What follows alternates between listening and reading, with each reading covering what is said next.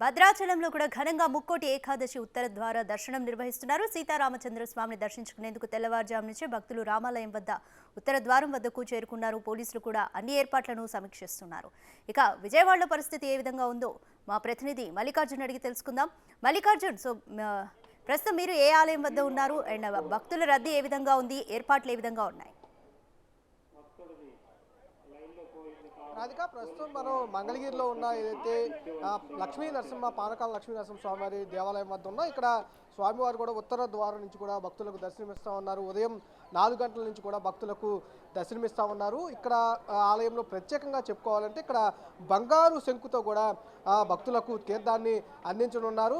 ఈరోజు ఉదయం 6 గంటల నుంచి అలాగే 8 గంటల వరకు ఈ తీర్థాన్ని కూడా భక్తులకు అందించనున్నారు. ఈ తీర్థం ఒక ప్రత్యేకంగా ఈ ముక్కోటి అలాగే వైకుంఠ ఏకాదశి ద్వారా భక్తులకు అందిస్తూ ఉంటారు. సుమారు 1,00,000 మందికి పైగా కూడా భక్తులు స్వామివారిని దర్శించుకునేందుకు కూడా అన్ని ఏర్పాట్లు అధికారులు పూర్తి చేశారు. ఎక్కడ ఎలాంటి అవాంఛనీయ సంఘటనలు జరగకుండా కూడా పూర్తిగా భద్రతతో కూడిన ఏర్పాట్లు కూడా చేశారు. మనం చూస్తున్న ఏదైతే విజువల్స్ కూడా చూసుకోవచ్చు. మొత్తం ఏదైతే స్వామివారి ఎదురుగా ఏర్పాటు చేసిన ఇక్కడైతే ఆ మహిళలందరూ కూడా కొబ్బరికాయలు కొడుతూ దీపాలను స్వామివారికి చూపిస్తూ కూడా తమ మొక్కులను కూడా చెల్లించుకుంటున్న దృశ్యాలు మనం ఇక్కడ స్వయంగా చూసుకోవచ్చు. వీటితో పాటుగా క్యూ లైన్లో కూడా ఎలాంటి ఇబ్బందులు లేకుండా కూడా ఏర్పాట్లు చేశారు. 9 క్యూ లైన్లు కూడా ఏర్పాటు చేశారు. అలాగే ఇక్కడ ఉచిత దర్శనంతో పాటు అలాగే 100 రూపాయల దర్శనం అలాగే 200 రూపాయల క్యూ లైన్లు కూడా ఏర్పాటు చేశారు.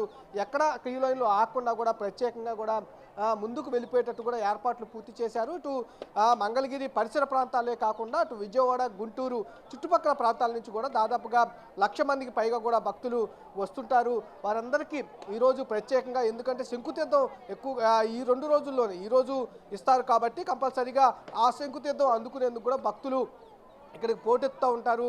ఎటువంటి ఇబ్బందులు కలగకుండా కూడా భక్తులకు ఏర్పాట్లు చేశామని నిన్న ఆలయ అధికారులు కూడా వెల్లడించడం జరిగింది. భక్తుల్లో కూడా మనం అడిగినప్పుడు కూడా భక్తులకు ఎలాంటి అసౌకర్యాలు లేవు, అన్ని ఏర్పాట్లు బాగా చేశారంటూ కూడా భక్తులు చెబుతున్న పరిస్థితి కూడా మనం చూసాము.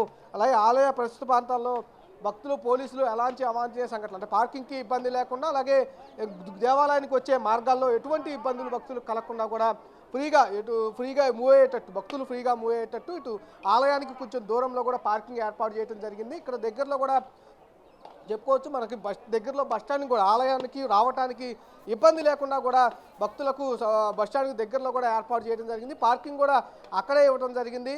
ఉదయం 4 గంటల నుంచి స్వామివారు అయితే భక్తులకు దర్శనమిస్తున్న పరిస్థితి అయితే కనిపిస్తూ ఉంది. Radhika. Right, thank you Mallikarjun.